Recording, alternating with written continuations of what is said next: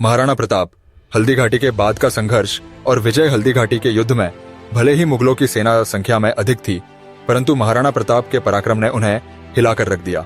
युद्ध के बाद भी उनका संघर्ष समाप्त नहीं हुआ। वे न तो झुके, न ही कभी पराजित हुए।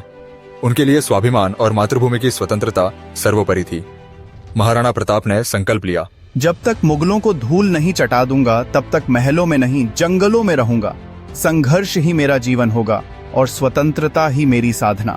हल्दी घाटी के युद्ध के बाद मुगलों ने मेवाड़ के कई क्षेत्रों पर कब्जा कर लिया। महाराणा प्रताप को अपने परिवार और विश्वस्त सेना नायकों के साथ जंगलों और पहाड़ों में आश्रय लेना पड़ा। उन्होंने कठिनतम परिस्थितियों में भी स्वाभिमान और स्वतंत्रता को नहीं छोड़ा।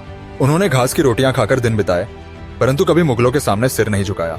वे अपने परिवार सहित अरावली की गुफाओं और घने जंगलों में रहे। जब महाराणा प्रताप जंगलों में रहकर संघर्ष कर रहे थे, तब भामाशाह, जो एक महान राजपूत मंत्री और सेनापति थे, ने उन्हें धन दान दिया।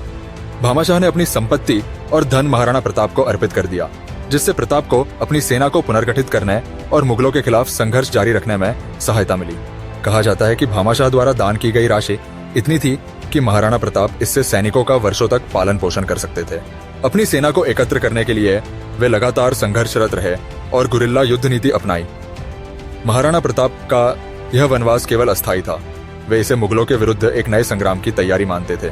गुरिल्ला युद्ध और मुगलों की पराजय हल्दी घाटी के बाद मुगलों ने मेवाड़ को अपने नियंत्रण में लेने का प्रयास किया, परंतु महाराणा प्रताप ने गुरिल्ला युद्ध नीति अपनाई और दुश्मन को लगातार परेशान किया। उन्होंने छोटे छोटे युद्धों में मुगलों को भारी क्षति पहुंचाई। देवर का युद्ध 1583। महाराणा प्रताप की सेना ने अचानक हमला बोलते हुए मुगलों को चौंका दिया। राजपूत योद्धाओं और भील सैनिकों ने पहाड़ियों और जंगलों से हमला कर मुगलों को चारों ओर से घेर लिया। मुगलों के पास भारी संख्या में सैनिक थे, लेकिन महाराणा की तेज गति और रणनीति के सामने वे टिक नहीं पाए।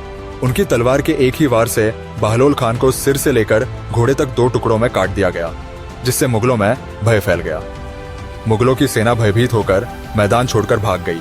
यहाँ 36,000 मुगलों ने मात्र 5,000 राजपूतों के सामने आत्मसमर्पण कर दिया, जिसे आज भी विश्व के युद्ध इतिहास में सबसे आश्चर्यजनक आत्मसमर्पणों में से एक माना जाता है।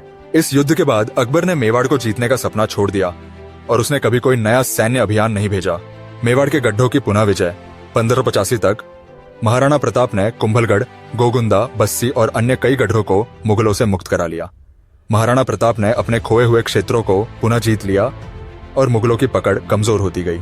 महाराणा प्रताप का अंतिम संघर्ष और महान अंत। महाराणा प्रताप ने अपने जीवन का हर क्षण मातृभूमि की रक्षा में समर्पित किया।